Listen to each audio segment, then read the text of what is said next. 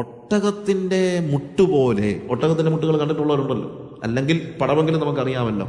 ഒട്ടകം എപ്പോഴും മുട്ടുകുത്തിയാണ് കിടക്കുന്നത്, അല്ലേ? മുട്ടുകുത്തിയാണ് അത് കിടക്കുന്നത്.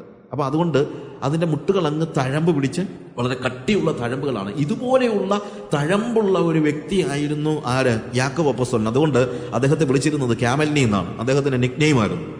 നമ്മള് കൊലോസി ലേഖനം 4-ാം അധ്യായം 12-ാം വാക്യം വായിക്കുമ്പോഴത്തേക്ക് അവിടെ എപ്പഫ്രാസിനെ കുറിച്ച് പറയുന്നത് അവൻ നിങ്ങൾക്ക് വേണ്ടി പ്രാർത്ഥനയിൽ പോരാടി എന്നാണ്. ഫെർവെന്റ് പ്രയർ, പോരാടി. അപ്പൊ പ്രാർത്ഥന എന്ന് പറഞ്ഞു കഴിഞ്ഞാല് ഒരു ചെറിയ കാര്യമല്ല, അതൊരു പോരാട്ടമാണ്. അത് വളരെ ശക്തി ആവശ്യമുള്ള, ശക്തി എന്ന് പറഞ്ഞാൽ ഒരു ഫിസിക്കൽ പവർ അല്ല, പ്രത്യേകത എന്താണ്? ഒരു ആത്മീയ പോരാട്ടമാണ് പ്രാർത്ഥന എന്നുള്ളത് നമ്മൾ മനസ്സിലാക്കണം. അതുകൊണ്ട് അത് it is painful, but there is no gain without pain. വില കൊടുക്കാതെ, വേദനപ്പെടാതെ ഒന്നും നമുക്ക് നേടിയെടുക്കാൻ കഴിയുകയില്ല. അതുകൊണ്ട് പ്രാർത്ഥന എന്ന് പറയുന്നത് ഒരു എഫർട്ട് എടുക്കേണ്ടതായ ഒരു കാര്യമാണ്. അല്ലാതെ ഈസി ആയിട്ട് വന്നു ചേരുന്ന, ഉഴപ്പിത്തിരിഞ്ഞ് ചെയ്യാവുന്ന ഒരു കാര്യമല്ല പ്രാർത്ഥന. പ്രാർത്ഥനയ്ക്ക് വലിയ എഫർട്ട് വേണം. വളരെ നമ്മൾ അതിനുവേണ്ടിയുള്ള വലിയ പരിശ്രമം നമ്മളിൽ നിന്ന് ഉണ്ടായാലേ പറ്റൂ. പ്രാർത്ഥനയിൽ ഉറ്റിരിക്കുക എന്നൊക്കെയാണ് വാസ്തവത്തിൽ വേദപുസ്തകത്തിൽ ഉപയോഗിക്കുന്ന പല വാക്യങ്ങളും. നമ്മൾ പുതിയ നിയമത്തിൽ അപ്പോസ്തലന്മാര്, അപ്പോസ്തല പ്രവൃത്തി 1-ാം അധ്യായം അതിന്റെ 14-ാം വാക്യം വായിക്കുമ്പോൾ അവർ പറയുന്നത് they were devoting themselves to prayer.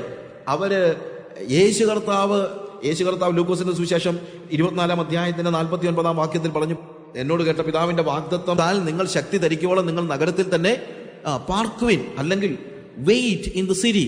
അവിടെ നിങ്ങൾ നഗരത്തിൽ കാത്തിരിക്കുവിൻ എന്നാണ് കർത്താവ് പറഞ്ഞതെങ്കിലും ശിഷ്യന്മാർ എന്താ ചെയ്തത്? നമ്മൾ അപ്പോസ്തല പ്രവൃത്തി 1-ാം അധ്യായത്തിന്റെ 14-ാം വാക്യം വായിക്കുമ്പോൾ അവിടെ അപ്പോസ്തലന്മാരും അതുപോലെ ബാക്കിയുള്ള എല്ലാ ആളുകളും അവിടെ എഴുതിയിരിക്കുന്നത് all these with one accord devoted themselves to prayer together with the women and Mary the mother of Jesus and with his brothers. യേശുവിന്റെ അമ്മയായ മറിയയും യേശുവിന്റെ സഹോദരന്മാരും മറ്റ് അപ്പോസ്തലന്മാരും എല്ലാവരും ഒരുമിച്ച് ഒരു മനസ്സോടുകൂടെ പ്രാർത്ഥന കഴിച്ചു വന്നു. They were together, they were fervent. അവിടെ എഴുതിയിരിക്കുന്നത് they devoted themselves. അവർ പ്രാർത്ഥനയ്ക്ക് വേണ്ടി അവരെ തന്നെ സമർപ്പിച്ചു. അല്ലെങ്കിൽ ആ 10 ദിവസങ്ങൾ അവർ ഏറ്റവും കൂടുതൽ ചെയ്തത് എന്താണെന്ന് ചോദിച്ചു കഴിഞ്ഞാൽ പ്രാർത്ഥിക്കുകയായിരുന്നു, ഇല്ലേ? പിതാവിനോട് കേട്ട വാഗ്ദത്തത്തിനായി അവർ കാത്തിരുന്നു എന്ന് പറഞ്ഞു കഴിഞ്ഞാൽ വെറുതെ പോയി ഓക്കെ എപ്പോഴാ വരുന്നത് അറിയത്തില്ല, എന്നാ പിന്നെ കാത്തിരിക്കാം എന്ന് വെച്ചുകൊണ്ട് ഇടയ്ക്കിടയ്ക്ക് അങ്ങോട്ടും പോയി ഇങ്ങോട്ടും പോയി ഒക്കെ നടക്കുകയല്ലായിരുന്നു അവര്. They were spending time in prayer. നമ്മൾ മനസ്സിലാക്കുക. അതുകൊണ്ടാണ് ഞാൻ പറഞ്ഞത്, പ്രാർത്ഥനയെക്കുറിച്ച് നമ്മൾ മനസ്സിലാക്കുമ്പോൾ അപ്പോസ്തലന്മാരുടെ കാലം മുതൽ, അല്ലെങ്കിൽ യേശു കർത്താവിന്റെ എല്ലാ കാലഘട്ടത്തിലെയും, എന്നാൽ ദൈവസഭയുടെ ഒരു പ്രധാനപ്പെട്ട പ്രവൃത്തിയായിട്ടാണ് നമ്മൾ പ്രാർത്ഥനയെ കാണുന്നത്. നോക്കുക, ഈ ഭാഗത്താണ് യേശുവിന്റെ അമ്മ മറിയയെ കുറിച്ച് ഏറ്റവും കൂടുതലായിട്ട് സംസാരിച്ചിരിക്കുന്നത്. ശ്രദ്ധിച്ചിട്ടുണ്ടോ? This is the last mentioning of the mother of Mary. അതൊരു പ്രാർത്ഥനാ മീറ്റിംഗിലായിരുന്നു. Mother of Mary was in a prayer meeting. That was the last mentioning about her. മേരിയെ കുറിച്ച് ഉള്ള ഏറ്റവും ഒടുവിലത്തെ വിശേഷണം നമ്മൾ കാണുന്നത് എവിടെയാണ്? She was in a prayer meeting. Look, ഒരു വ്യക്തിയുടെ ജീവിതത്തിൽ, വളരെ പ്രധാനപ്പെട്ട ഒരു വ്യക്തിയുടെ ജീവിതത്തിൽ, യേശുവിന്റെ അമ്മയായ മറിയയുടെ ജീവിതത്തെക്കുറിച്ചുള്ള വേദപുസ്തകത്തിന്റെ ഏറ്റവും ഒടുവിലത്തെ വിശദീകരണം, she was sitting in prayer of the apostles. They were together in one accord. ഒരേ മനസ്സോടുകൂടെ അവര് പ്രാർത്ഥിച്ചുകൊണ്ടിരുന്നു. ആദിമ ക്രിസ്ത്യാനികളെല്ലാം പ്രാർത്ഥനാ മനുഷ്യരായിരുന്നെന്ന് നമുക്ക് കാണാനായിട്ട് കഴിയും. അപ്പോസ്തല പ്രവൃത്തി 2-ാം അധ്യായത്തിന്റെ 42-ാം വാക്യം നമ്മൾ വായിക്കുമ്പോൾ and they devoted themselves to the apostles' teaching and fellowship, to the breaking of bread and the prayers. അവർ എന്താ അവിടെ എഴുതിയിരിക്കുന്നത്? അപ്പോസ്തലന്മാരുടെ ഉപദേശങ്ങൾ കേൾക്കുകയും കൂട്ടായ്മ ആചരിക്കുകയും അപ്പം നുറുക്കുകയും പ്രാർത്ഥന കഴിക്കുകയും ചെയ്തു വന്നു. നോക്ക്, it's not a small thing. വളരെ പ്രധാനപ്പെട്ട കാര്യമാണ് അപ്പോസ്തലന്മാരുടെ ഉപദേശം കേൾക്കുക എന്ന് പറയുന്നത്. Without teaching, without learning what the apostles taught us. അപ്പോസ്തലർ നമ്മളെ എന്ത് പഠിപ്പിച്ചു വന്നാൽ അത് പഠിക്കാതെ ഒരു ദൈവസഭയിലെ ഒരാൾക്കും ജീവിക്കാനായിട്ട് കഴിയത്തില്ല. അതുപോലെ തന്നെയാണ് ഫെലോഷിപ്പ് എന്ന് പറയുന്നത്. അതുപോലെ തന്നെയാണ് കൂട്ടായ്മ, അപ്പം നുറുക്കുക എന്ന് പറയുന്നത്. പക്ഷേ അതിനോട് ചേർന്ന് ഏറ്റവും കൂടുതൽ പറഞ്ഞു നിർത്തുന്നത് എന്താണ്? They devoted themselves. പ്രാർത്ഥന കഴിച്ചുമ്പോൾ എന്ന് പറയുന്നതിനേക്കാൾ വരി they devoted themselves. അവർ അതിനുവേണ്ടി ധ്യാന നിമഗ്നരായിരുന്നു. അതായത് അവരുടെ ജീവിതത്തിൽ അവർ ഏറ്റവും കൂടുതൽ പ്രാധാന്യം കൊടുത്ത കാര്യങ്ങൾ അപ്പോസ്തലന്മാരുടെ ഉപദേശം കേൾക്കുകയും കൂട്ടായ്മ ആചരിക്കുകയും അപ്പം നുറുക്കുകയും പ്രാർത്ഥന കഴിക്കുകയും. They devoted themselves എന്നുള്ളതാണ് devotion. We need to devote ourselves in prayer. നമ്മൾ എന്ത് ചെയ്യണം? പ്രാർത്ഥനയിൽ ഉറ്റിരിക്കണം, പ്രാർത്ഥനയിൽ രസിക്കണം. രസിക്കാത്തടത്ത് പറ്റത്തില്ല. നമുക്ക് പലപ്പോഴും ഉള്ള പ്രോബ്ലം എന്താണെന്ന് ചോദിച്ചു കഴിഞ്ഞാൽ, നമ്മൾ എന്തുകൊണ്ടാണ് പ്രാർത്ഥിക്കാൻ കൂടുതൽ സമയമെടുക്കാത്തത്, അല്ലെങ്കിൽ പ്രാർത്ഥിക്കാൻ നമുക്ക് എന്താ കരുതി എന്ന് വെച്ച് കഴിഞ്ഞാൽ, we do not delight in prayer. നമ്മൾ രസിക്കുന്ന ഒരു കാര്യത്തിൽ മാത്രമേ നമുക്ക് ഉറ്റിരിക്കാനായിട്ട് കഴിയത്തുള്ളൂ, അല്ലെങ്കിൽ ധ്യാന നിമഗ്നരായിരിക്കാനായിട്ട് കഴിയത്തുള്ളൂ, അല്ലേ? ടെലിവിഷനൊക്കെ തുറന്നു വെച്ച് കഴിഞ്ഞ് സീരിയൽ കാണുമ്പോഴത്തേക്ക് കണ്ണും തള്ളി ഇങ്ങനെയുള്ള ഇരിപ്പ് കണ്ടിട്ടില്ലേ? എന്തുകൊണ്ടാണ്? We delight in that. We delight. എല്ലാ സീരിയലും കഴിഞ്ഞിട്ട് ഏറ്റവും ഒടുവിൽ വായിച്ച് പ്രാർത്ഥിക്കാമെന്ന് പറഞ്ഞ് ഭാര്യയും ഭർത്താവും പിള്ളേരെയും വിളിച്ച് വായിട്ടൊരു വെഴുതിലേക്ക് കൊണ്ട് വായും, കണ്ണും തിരുമ്മി അവസാനം 2 വാക്ക് എന്ന് പറഞ്ഞൊരു പ്രാർത്ഥനയും പ്രാർത്ഥിച്ച് നേരെ കിടക്കും. എന്തുകൊണ്ടാണ്? We are not delighting in prayer. That's a matter, വേറെ ഒന്നുമല്ല.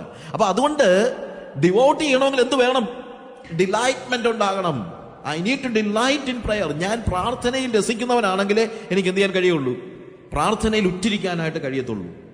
ഇനി അടുത്തതായിട്ട് ഞാൻ പറയാൻ ഉദ്ദേശിക്കുന്ന ഒരു കാര്യം, ഈ പ്രാർത്ഥന എന്ന് പറയുന്നത് മനുഷ്യൻ കണ്ടുപിടിച്ചതോ അല്ലെങ്കിൽ മനുഷ്യന്റെ ഭാഗത്ത് നിന്ന് ഗതികേട് കൊണ്ട് ഉണ്ടാകുന്നതോ ആയ ഒരു കാര്യമല്ല. പ്രാർത്ഥനയ്ക്കകത്ത് ദൈവത്തിനും അതുപോലെ തന്നെ ഇൻട്രസ്റ്റ് ഉണ്ട് എന്ന് നമ്മൾ മനസ്സിലാക്കണം. നമ്മൾ പലപ്പോഴും ചിന്തിക്കുന്നത്, നമ്മുടെ ഗതികേടിന്റെ സമയത്ത് നമ്മൾ എന്ത് ചെയ്യുന്നു? പ്രാർത്ഥിക്കുന്നു. പിന്നെ പ്രാർത്ഥിക്കുമ്പം ദൈവം വേറെ എന്തെങ്കിലും ചെയ്തുകൊണ്ടിരിക്കുകയായിരിക്കും. പിന്നെ നമ്മൾ കരഞ്ഞ് പ്രാർത്ഥിക്കുമ്പം വേറെ പണിയൊക്കെ ഉണ്ടെങ്കിലും ദൈവം എന്ത് ചെയ്യും? നമ്മുടെ കരച്ചിലൊക്കെ കാണുമ്പം ഇടയ്ക്ക് ഒന്ന് കണ്ണ് തുറന്ന് നമ്മളെ ഒന്ന് നോക്കി നമ്മുടെ ആവശ്യങ്ങളൊക്കെ നിർവഹിച്ച് തന്നാലായി, തന്നില്ലെങ്കിലായി, അതുകൊണ്ട് നീ പിന്നെ കരഞ്ഞോണം. ദൈവത്തിന് ഇതിനകത്തൊന്നും ഒരു ഇൻട്രസ്റ്റ് ഇല്ലെന്നാണ് നമ്മളുടെ ചിന്ത. പക്ഷെ അത് തെറ്റാണ്. പ്രാർത്ഥിക്കുക എന്ന് പറയുന്നത് ശരിക്കും പറഞ്ഞു കഴിഞ്ഞാൽ മനുഷ്യൻ അങ്ങോട്ട് പറയുന്നതിന് മുമ്പ് ദൈവത്തിന്റെ ഒരു ആഹ്വാനമായിട്ടാണ് നമ്മൾ കാണുന്നത്. യിരെമ്യാ പ്രവചനം 33-ാം അധ്യായം അതിന്റെ 3-ാമത്തെ വാക്യം നമ്മൾ വായിക്കുമ്പോൾ, കർത്താവ് ഇസ്രായേൽ മക്കളോട് ഇങ്ങോട്ട് ആവശ്യപ്പെടുന്ന ഒരു കാര്യമായിട്ടാണ് നമ്മളിവിടെ കാണുന്നത്. ജെറമ്യാ 33:3. എന്നെ വിളിച്ചപേക്ഷിക്ക, ഞാൻ നിനക്ക് ഉത്തരമരുളും. നീ അറിയാത്ത മഹത്തായും അഗോചരമായുമുള്ള കാര്യങ്ങളെ ഞാൻ നിന്നെ അറിയിക്കും. നോക്ക്, ഈ ഭാഗത്തെ കുറിച്ച് ഞാൻ സമയം കിട്ടുകയാണെങ്കിൽ ഈ പ്രാർത്ഥനയുടെ ഒരു 2 ആസ്പെക്ട്സ് എനിക്ക് പറയണമെന്നുണ്ട്. 2 ആസ്പെക്ട്സ്. അതിനകത്ത് 2ാമത്തെ ഒരു ആസ്പെക്റ്റ് ആയിട്ടാണ് ഈ വേദഭാഗം ഞാൻ കാണുന്നത്. അതിനെക്കുറിച്ച് ഞാൻ പിന്നീട് വിശദീകരിക്കാം. പക്ഷെ അതിന്റെ ആദ്യത്തെ ഭാഗം മാത്രം ഞാനിപ്പോൾ ഉപയോഗിക്കുകയാണ്. അവിടെ പറയുന്നത് എന്താണെന്ന് ചോദിച്ചു കഴിഞ്ഞാൽ, എന്നെ വിളിച്ചപേക്ഷിക്കുക, ഞാൻ നിനക്ക് ഉത്തരമരുളും. നീ അറിയാത്ത മഹത്തായും അഗോചരമായുമുള്ള കാര്യങ്ങളെ ഞാൻ നിന്നെ അറിയിക്കും. നോക്ക്, കർത്താവ് ഇങ്ങോട്ട് പറയാ, നീ വാ, ഇങ്ങോട്ട് വാ, നീ പ്രാർത്ഥിക്കാനായിട്ട് ഇങ്ങോട്ട് വാ, എന്റെ അടുത്തോട്ട് വാ. Call on to me. അവിടെ എഴുതിയിരിക്കുന്ന വാക്ക് കർത്താവ് പറയണേ, call to me and I will answer you and will tell you. ഞാൻ പറയാമെന്നാ, ഞാൻ നിന്നോട് അരുളി ചെയ്യുമെന്നുള്ളതിനേക്കാൾ ഞാൻ പറയാം, നീ ഇങ്ങോട്ട് വാ. നമ്മൾ പിള്ളേരോടൊക്കെ പറയുന്ന പോലെ, അല്ലെങ്കിൽ മറ്റൊരാളോട് പറയുന്നത്, come on, I will tell you. അതായത് I have a lot of things to tell, but you are not coming. അതാ പ്രശ്നം. നീ ഇങ്ങോട്ടൊന്ന് വന്നു കഴിഞ്ഞാൽ ഞാൻ പല കാര്യങ്ങൾ പറഞ്ഞുതരാം. എന്നിട്ട് എന്താണ് പറഞ്ഞിരുന്നറിയാമോ? And I will tell you great and hidden things which you have not known. നീ ഇന്ന് വരെ കണ്ടിട്ടില്ലാത്തതും നിനക്കറിയാൻ വയ്യാത്തതും നിനക്ക് സ്വാഭാവികമായി മനസ്സിലാക്കാൻ കഴിയാത്തതുമായ അഗോചരമായ ആത്മീക യാഥാർത്ഥ്യങ്ങളെ ഞാൻ നിനക്ക് വെളിപ്പെടുത്തി തരും എന്നാണ് കർത്താവ് പറയുന്നത്. പക്ഷേ എന്ത് വേണം? Call on to me. നീ എന്നെ വിളിക്ക്, എന്റെ അടുത്തോട്ട് നീ ഒന്ന് വാ. ഒരു കമ്മ്യൂണിയൻ അല്ലെങ്കിൽ അന്യോന്യമുള്ള ഒരു സംസർഗമാണ്. ദൈവം പറയാണ്, യു കം ടു മീ, എന്റെ അടുത്തോട്ട് നീ ഒന്ന് വാ, ഞാൻ നിന്നോട് സംസാരിക്കാം. പ്രാർത്ഥന എന്ന് പറയുന്നത് 2 ലോകങ്ങൾ തമ്മിലുള്ള ബന്ധം അല്ലെങ്കിൽ ഒരു ഫ്യൂഷനാണ്, ഒരു കൂട്ടിമുട്ടലാണ്, ഒരു കൂട്ടിച്ചേർപ്പാണ്, ഇണപ്പാണ്. It's a fusion. 2 ലോകം. ഞാൻ ഒന്നും അറിയാത്ത അറിവില്ലാത്തവനായ ഞാൻ കർത്താവിന്റെ വിളി കേട്ടിട്ട് യേശുവിന്റെ അടുത്തോട്ട് അല്ലെങ്കിൽ കർത്താവിന്റെ അടുത്തോട്ട് ഞാൻ ചെല്ലുമ്പോഴത്തേക്ക് അറിവുള്ളവനായ ദൈവം അവന്റെ ലോകത്ത് നിന്ന് ഇങ്ങോട്ട് ഇറങ്ങി വരികയാണ്, അല്ലെങ്കിൽ ഞാൻ അവന്റെ ലോകത്തിലേക്ക് കയറി വരികയാണ്. So we are coming together. 2 പേരും കൂടെ ഒരുമിച്ച് കൂട്ടിമുട്ടുകയാണ്. അറിവില്ലാത്തവനായ ഞാൻ അറിവുള്ളവനായ ദൈവത്തിന്റെ ലോകത്തിലേക്ക് പ്രവേശിക്കുന്നു. ഭൗമികനായ ഞാൻ, ഭൂമിയിൽ ജീവിച്ച, ഭൂമിയുടെ കാര്യങ്ങൾ മാത്രം അറിയാവുന്ന, അല്ലെങ്കിൽ എൻ്റെ തലച്ചോറ് കൊണ്ട് മാത്രം കാര്യങ്ങളെ മനസ്സിലാക്കിയിരുന്നവനായ ഞാൻ, എനിക്ക് അഗോചരമായ കാര്യങ്ങൾ അറിയുന്ന സ്വർഗീയനായ, അല്ലെങ്കിൽ അഗോചരമായ കാര്യങ്ങളെ നിർമ്മിച്ചവനായ സ്വർഗീയനായ ആ ദൈവത്തിന്റെ ലോകത്തിലേക്ക് ഞാൻ കയറി ചെല്ലുകയാണ്. നിത്യനായ ആ ദൈവത്തിന്റെ ലോകത്തിലേക്ക് മർത്യനായ ഞാൻ കയറി ചെല്ലും. ഇതുകൊണ്ടാണ് ഞാൻ പറഞ്ഞത്, പ്രാർത്ഥന എന്ന് പറയുന്നത് 2 ലോകങ്ങളുടെ ഒരു ഫ്യൂഷനാണ്, ഒരു ഇണപ്പാണ്, ഒരു സംഗമമാണ്. അപ്പൊ പ്രാർത്ഥന ഒരു ചില്ലറ കാര്യമല്ല. ആ പ്രാർത്ഥനയ്ക്ക് ഞാൻ ദൈവത്തെ വിളിക്കും, കർത്താവേ ഞാൻ വിളിച്ചോളാം, ഞാനത് ചെയ്തോളാം, ഞാൻ എന്തോ വേണം, എന്നെ ഒന്ന് എൻ്റെ അടുത്തോട്ട് ഒന്ന് വരണേ എന്ന് പറയല്ല കർത്താവ്. അതായത് the invitation is given by God. ആഹ്വാനം നൽകിയത് ആരാണ്? ദൈവമാണ്, ഞാനല്ല. ഞാൻ പറയല്ല കർത്താവെ നീ ഒന്ന് ഇറങ്ങി വന്ന് ഇന്ന ഇന്ന കാര്യങ്ങൾ ചെയ്തു തരണമെന്ന് പറയല്ല. പറയുന്നത് പ്രശ്നമൊന്നുമില്ല. പക്ഷെ ഇവിടെ ഇനിഷ്യേറ്റ് ചെയ്യുന്നത് ആരാണ്? It is God. അതൊരു വലിയൊരു കാര്യമല്ലേ? Don't you think that it is a big thing? It's so great that a great God is calling me, a person worth nothing, ഒന്നുമില്ലാത്തവനായ, ഒന്നും അവകാശപ്പെടാനില്ലാത്ത എന്നെ പോലെ പുഴുവായ ഒരു വ്യക്തിയെ ദൈവം വിളിച്ചിട്ട് പറയാണ്, നിന്റെ ആ ലോകത്ത് നിന്ന് നീ എൻ്റെ അടുത്തോട്ടൊന്ന് വാ, നീ വരുന്നത് നോക്കിയിരിക്കുക. ഹല്ലേലൂയ. കർത്താവ് പറയാ, ഞാൻ ചിലപ്പോൾ ആലോചിക്കാറുണ്ട്, നമ്മളൊക്കെ പറയാറുണ്ട്, എൻ്റെ ബ്രദറെ പ്രാർത്ഥിക്കാൻ നമുക്ക് ഇവിടെ സമയം. കർത്താവ് പറയാ, എനിക്കിഷ്ടം പോലെ സമയമുണ്ട് മോനെ, നീ ഇങ്ങോട്ട് വരാൻ. കർത്താവിന് സമയമുണ്ട്, പക്ഷെ നമുക്ക് സമയമില്ല. എന്തൊരു കഷ്ടമാണെന്ന് ആലോചിച്ച് നോക്കിയേ. കർത്താവിന് സമയമുണ്ട്, നമുക്ക് സമയമില്ല. 6ാം ക്ലാസ്സിൽ പഠിക്കുന്ന അല്ലെ 8ാം ക്ലാസ്സിൽ പഠിക്കുന്ന ഒരു മോനെ APJ അബ്ദുൽ കലാം വന്നിട്ട് വിളിക്കുക, മോനെ 4 മണി കഴിഞ്ഞ് നീ ഇങ്ങോട്ട് വാടാ, ഞാൻ നിനക്ക് കുറച്ച് ഫിസിക്സ് പറഞ്ഞു തരാം എന്ന് പറയുമ്പോൾ ചെറുക്കൻ പറഞ്ഞതെന്നറിയാമോ? അയ്യോ എനിക്ക് സമയമില്ല, എനിക്ക് കുട്ടിയും കോലും കളിക്കണമെന്നാ. APJ അബ്ദുൽ കലാം ഇറങ്ങി വന്നിട്ട് പറയുകയാണ്, എന്ത്, ഞാൻ നിനക്ക് ഫിസിക്സ് പറഞ്ഞു തരാം. ചെറുക്കൻ പറയുന്നതെന്നറിയാമോ? എനിക്ക് കുട്ടിയും കോലും കളിക്കണം. ഇത് തമാശയായിട്ട് ചിന്തിക്കേണ്ട, ഇതാ എല്ലാ ദിവസവും നമ്മുടെ ജീവിതത്തിൽ സംഭവിക്കുന്ന കാര്യം. ദൈവം നമുക്ക് വേണ്ടി കാത്തിരിക്കുമ്പോൾ, ദൈവം നമുക്ക് വേണ്ടി സമയം വേർതിരിച്ച് മാറ്റിവെച്ചിരിക്കുമ്പോൾ, നീ എന്നെ വിളിച്ചപേക്ഷിക്കും, ഞാൻ നിനക്ക് ഉത്തരം അരുളും. നിനക്ക് അഗോചരവും നീ ഇന്നുവരെ കണ്ടിട്ടില്ലാത്തതുമായിട്ടുള്ള ഹിഡൻ ആയിട്ടുള്ള കാര്യങ്ങളെ ഞാൻ നിനക്ക് വെളിപ്പെടുത്തി തരാം. നീ എൻ്റെ അടുത്തൊന്ന് വാ, നമുക്ക് സംസാരിക്കാമെന്ന് കർത്താവ് പറയുമ്പോൾ നമ്മൾ പറയുന്നു, I am sorry, I have no time. എത്ര കഷ്ടമാണെന്ന് ആലോചിച്ച് നോക്കിയേ. So prayer is something big, something great, and it is initiated by God. God is asking. കർത്താവ് നമ്മളെ വിളിക്കുകയാണ്. അവന്റെ വീട്ടിലേക്ക് കർത്താവ് നമ്മളെ വിളിക്കുകയാണ്. അല്ല, നമ്മൾ വിളിച്ചിറക്കി കൊണ്ടുവരികയല്ല.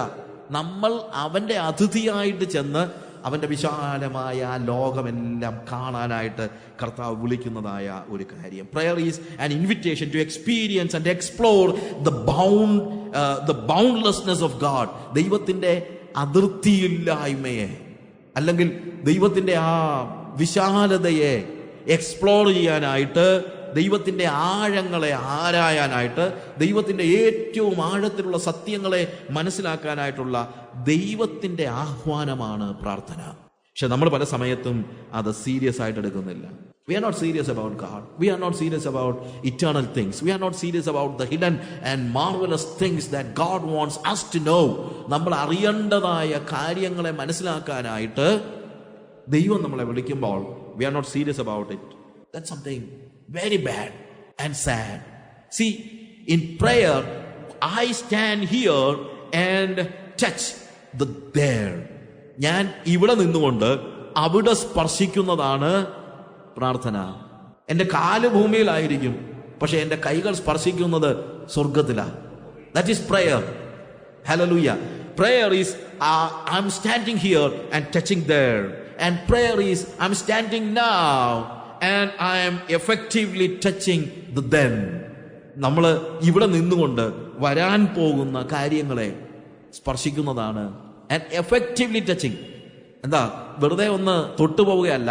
എൻ്റെ സ്പർശനം, എൻ്റെ പ്രാർത്ഥന ചേഞ്ച് ചെയ്യുന്ന രീതിയിൽ, ഭാവിയെ പോലും ചേഞ്ച് ചെയ്യുന്ന രീതിയിൽ പ്രയറിന്റെ അല്ലെങ്കിൽ പ്രാർത്ഥനയുടെ ആ മഹാത്മ്യത്തെക്കുറിച്ച്, വലിമയെക്കുറിച്ച്, അല്ലെങ്കിൽ അതിൻ്റെ ഗ്രേറ്റ്നെസ് എത്ര വലുതാണെന്ന് നമ്മളൊന്ന് തിരിച്ചറിയാൻ വേണ്ടി ഈ ക്ലാസ്സിലൊക്കെ വാസ്തവത്തിൽ നമുക്ക് ആവശ്യമായിരിക്കുന്ന അതാണ്.